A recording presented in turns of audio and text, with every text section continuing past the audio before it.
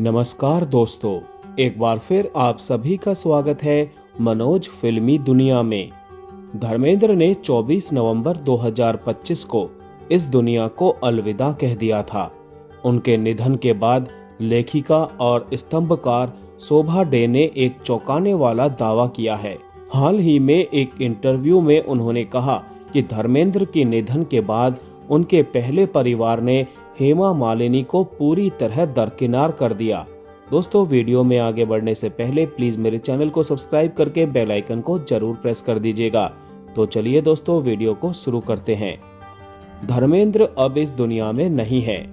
24 नवंबर को 89 साल की उम्र में उनका निधन हो गया।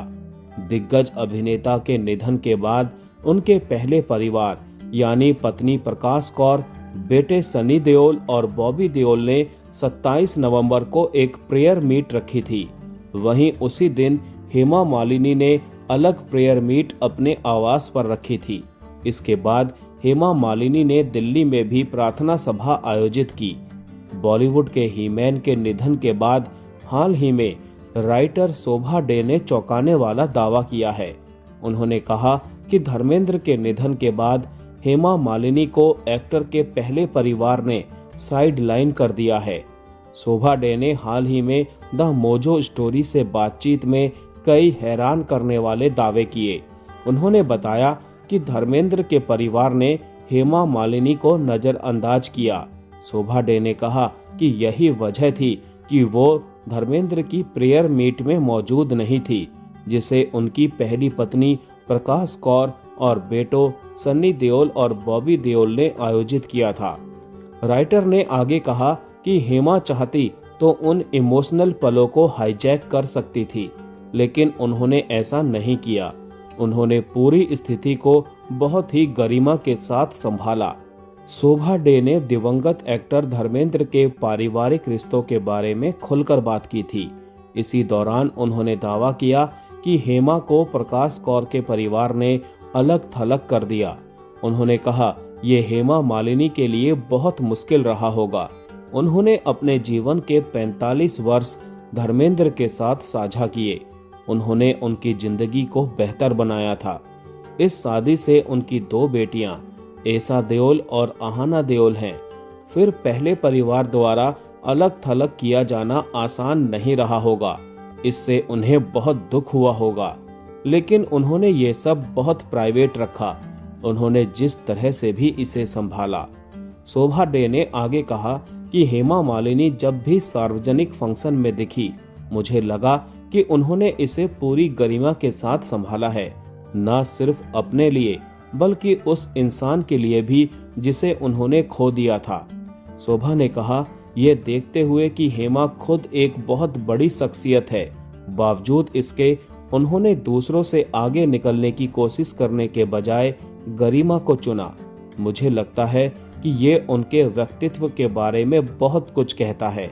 वो बहुत आसानी से धर्म जी के गुजरने के तुरंत बाद उन इमोशनल पलों को हाईजैक कर सकती थी। एक तरह से ये कहना अच्छा शब्द नहीं है, लेकिन वो ऐसा कर सकती थी। मीडिया उनके हर आंसू और हर सिसकी को कवर करता, उनकी प्राइवेसी में दखल दी जाती, मगर उन्होंने गरिमा को चुना क्योंकि उनके लिए वो बहुत मायने रखती है। फिल्म प्रोड्यूसर मनोज देसाई ने पत्रकार विक्की ललवानी को दिए एक इंटरव्यू में कहा था कि अच्छा हुआ धर्म जी की प्रेयर मीट में हेमा जी नहीं आई। पूरी प्रार्थना सभा गड़बड़ हो जाती अगर किसी ने कुछ कह दिया होता तो।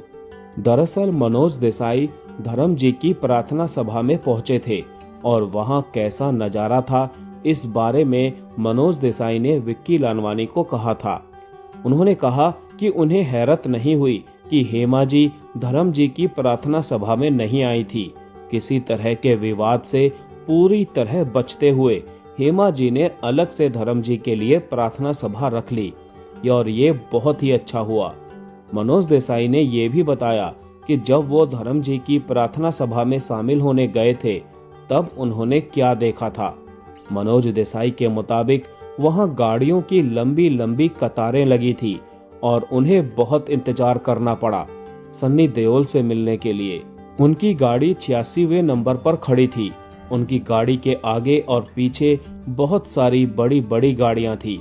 धर्म जी की याद में प्रार्थना सभा में भजन गाए जा रहे थे। दुनिया के कई देशों से धर्म जी की प्रार्थना सभा में शामिल होने लोग आए थे। जब मनोज देसाई की मुलाकात सन्नी देओल से हुई तो सन्नी देओल ने उन्हें धन्यवाद कहा। जब मनोज देसाई वहां से निकले तो उन्हें अपनी गाड़ी के लिए 45 मिनट इंतजार करना पड़ा। उनके मुताबिक उन्होंने जितनी भीड़ धर्म जी की प्रार्थना सभा में देखी उतनी किसी और की प्रार्थना सभा में नहीं देखी।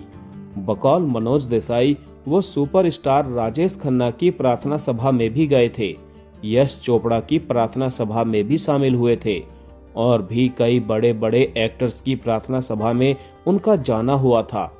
ऐसी प्रार्थना सभाएं जिनमें वो अमिताभ बच्चन के बराबर में बैठे थे, मगर धर्म जी जैसी कोई और प्रार्थना सभा उन्होंने नहीं देखी। लग रहा था जैसे पूरा देश वहां मौजूद था।